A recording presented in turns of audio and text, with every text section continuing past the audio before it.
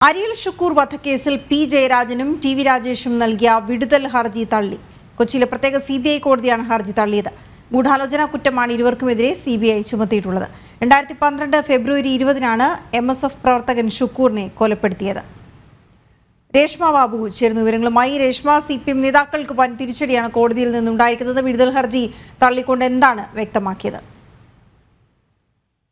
വീണ, അരിയിൽ ഷുക്കൂർ വധക്കേസിൽ വിചാരണ കോടതി കുറ്റമുക്തരാക്കണമെന്നാവശ്യപ്പെട്ടുകൊണ്ട് പി ജയരാജനും ടി വി രാജേഷും നൽകിയ വിടുതൽ ഹർജികളാണ് കൊച്ചിയിലെ പ്രത്യേക CBI കോടതി തള്ളിയിരിക്കുന്നത്. ഗൂഢാലോചന കുറ്റമായിരുന്നു നേരത്തെ ഇരു പ്രതികൾക്കുമെതിരെ CBI ചുമത്തിയത്. 32-ാം പ്രതിയായിരുന്നു P Jayarajan. T V Rajesh 33-ാം പ്രതിയും. 2012 ഫെബ്രുവരി 20-നാണ് ഈ MSF പ്രവർത്തകനായിരുന്ന ഷുക്കൂറിനെ കൊലപ്പെടുത്തിയത്. നേരത്തെ, അതായത് ഇതിന്റെ ഒരു പശ്ചാത്തലം എന്ന് പറയുന്നത്, പി ജയരാജന്റെ കാറ് ലീഗ് പ്രവർത്തകർ തടഞ്ഞിരുന്നു. ഇതിന്റെ ഒരു പശ്ചാത്തലത്തിൽ, അല്ലെങ്കിൽ ഇതിന് പിന്നാലെയായിരുന്നു ഷുക്കൂറിനെ കൊലപ്പെടുത്തിയത്. ഈ ഒരു കൊലപാതകത്തിലും ഗൂഢാലോചനയിലും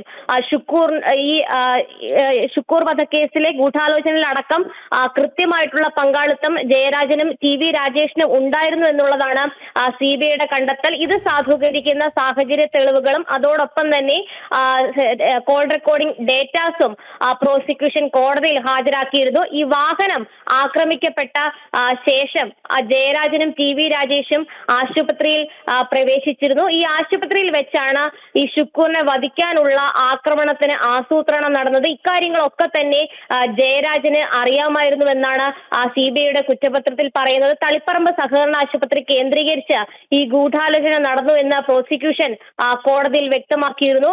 ഇത്തരത്തിൽ കോൾ റെക്കോർഡിംഗ് ഡേറ്റാസ്, അതോടൊപ്പം തന്നെ സാക്ഷിമൊഴികൾ, സാഹചര്യ തെളിവുകൾ, ഇതൊക്കെ തന്നെ ജയരാജനും ടി വി രാജേഷിനും ഈ കൊലപാതകത്തിന്റെ ഗൂഢാലോചനയിൽ നേരിട്ട് പങ്കാളിത്തം ഉണ്ട് എന്ന് വ്യക്തമാക്കുന്നതെന്നായിരുന്നു പ്രോസിക്യൂഷന്റെ വാദം. ഈ വാദഗതികൾ അംഗീകരിച്ചുകൊണ്ടാണ് വിടുതൽ ഹർജി നിലവിൽ കൊച്ചിയിലെ പ്രത്യേക CBI കോടതി തള്ളിയിരിക്കുന്നത്. CBI കോടതി വിടുതൽ ഹർജി തള്ളിയതോടുകൂടി ഇരുവരും വിചാരണ നേരിടേണ്ടി വരും.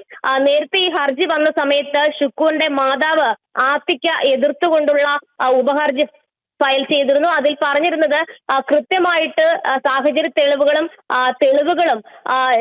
ജയരാജനും അതോടൊപ്പം തന്നെ ടി വി രാജേഷിനും എതിരെയുണ്ട്. അതുകൊണ്ട് തന്നെ ഇരുവരുടെയും വിടുതൽ ഹർജി തള്ളണമെന്നുള്ളതായിരുന്നു. എന്തായാലും പ്രോസിക്യൂഷൻ മുന്നോട്ട് വെച്ച തെളിവുകൾ കണക്കിലെടുത്തുകൊണ്ടാണ് ഈ ജയരാജന്റെയും അതോടൊപ്പം തന്നെ ടി വി രാജേഷിന്റെയും വിടുതൽ ഹർജി പ്രത്യേക CBI കോടതി തള്ളിയിരിക്കുന്നത്. ഓക്കെ.